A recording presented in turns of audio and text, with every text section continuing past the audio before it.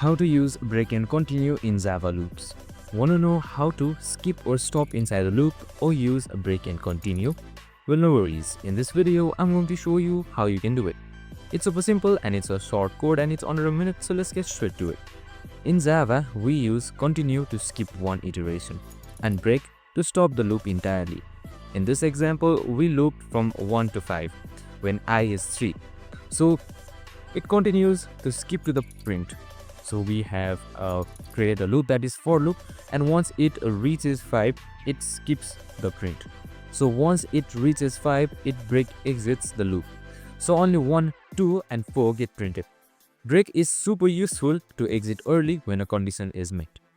Continue is super helpful when you want to skip a specific cases without stopping the whole loop.